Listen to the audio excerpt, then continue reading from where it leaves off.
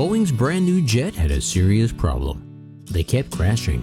Frenzied media from all over the world sounded the alarm, while passengers swore to never fly the jet again as cries for the plane's grounding grew louder and louder. Of course, by now you obviously know that I'm talking about the Boeing 727. No, you heard that right. In 1965, the brand new Boeing 727 had 4 fatal crashes 4 consecutive months in a row, killing 268 people. Yet despite that horrific start, the 727 went on to be one of Boeing's most successful jets in the company's history. So how could that happen? And how can lessons learned from the Boeing 727 help the MAX today? That's next on Maximus.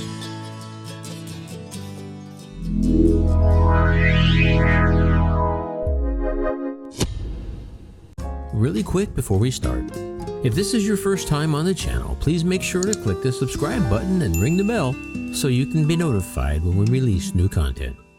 On August 16, 1965, a United Airlines Boeing 727 Flight 389 crashed into Lake Michigan while on final approach into Chicago O'Hare International Airport. All 30 passengers and crew on board were killed.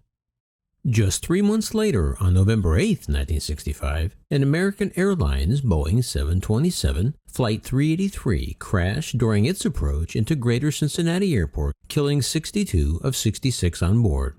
Then only 3 days later, on November 11th, a United Airlines 727 Flight 227 crashed on approach to Salt Lake City International Airport, killing 43 of 91 on board. Then finally, just 3 months after the Salt Lake City crash, on February 4, 1966, a 4th Boeing 727 All Nippon Airways Flight 60 crashed into the sea on approach to Haneda Airport at Tokyo, killing all 133 passengers and crew on board. Much like the 737 MAX, the brand new Boeing 727 was touted as the most advanced, efficient aircraft in its class. Boeing introduced its first 3-engine aircraft in 1964. The 727 was offered as a fuel-efficient alternative to the more prevalent 4-engine commercial jets of the time. The 727 was specifically designed to operate in smaller airports with shorter runways where propeller aircraft previously operated.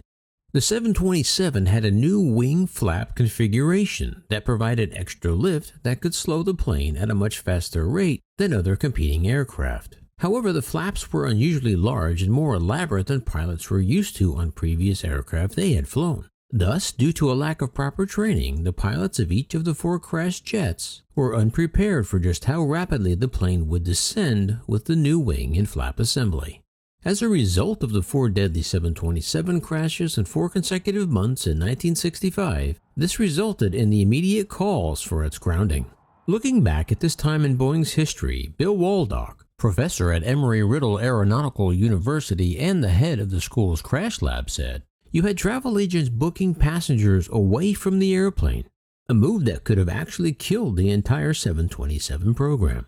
The FAA's investigation into the crashes discovered that some pilots did not fully comprehend the flap system and were allowing the planes to descend at an alarming rate. According to Professor Waldock, there was nothing wrong with the airplane, but if you didn't really pay a lot of attention to it, you could build up an immense sink rate. Waldock uses the 727 accidents as part of a case study in his position as professor at Embry-Riddle. Aviation authorities eventually ordered more training for 727 pilots but allowed the planes to keep flying, despite calls from some politicians and the media to ground them.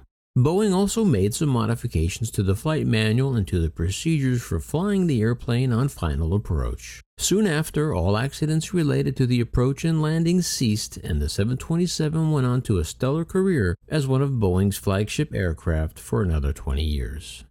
Okay, so at this point, some of you may be thinking back to the thumbnail you clicked on, where I told you that the 727 can save the MAX, and you're wondering just how is this possible?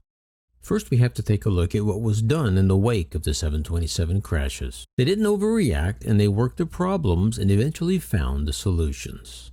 And as basic as it sounds, here in 2020, Boeing needs to stop focusing on politics, investors, and bean counters and simply work the problem, and they will find a solution.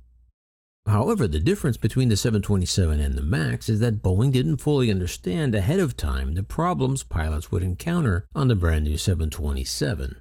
But on the MAX, they already knew during production of the plane that the MAX could be a problem, yet they covered up those problems and went ahead with the design anyway. So then what's the difference between the 727 incidents and the MAX crashes today?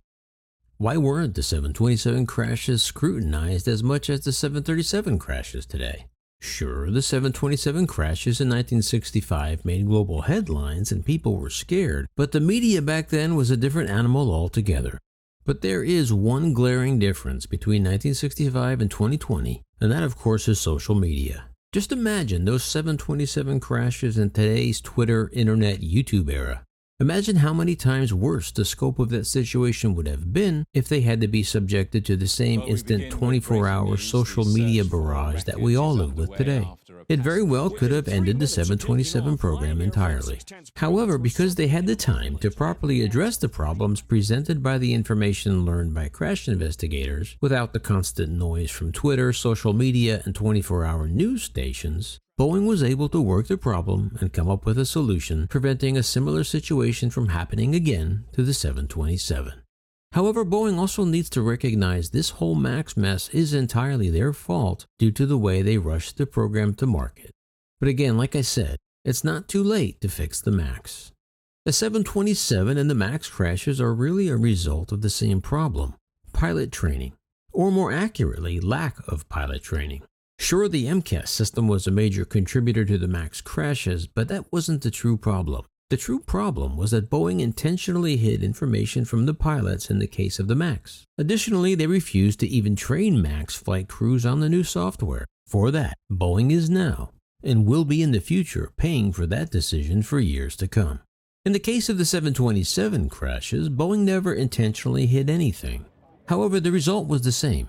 In the end, they addressed the root causes of the 727 crashes and fixed the problem with proper pilot training, and I'm sure Boeing will do the same with the 737 MAX.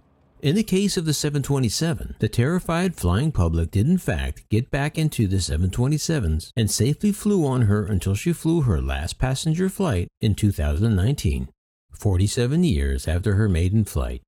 Sure, there were other crashes involving the 727s after 1965.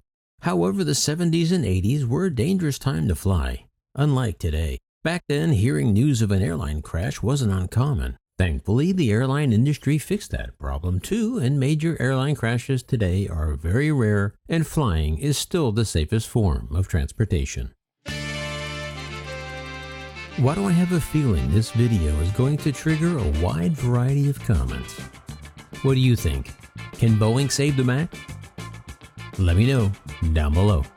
And of course, don't forget to subscribe, like, share, and ring the bell. And as always, remember, leave the rubber on the runway and your troubles on the ground. And I will see you in the air next time. Yeah, this is Maximus.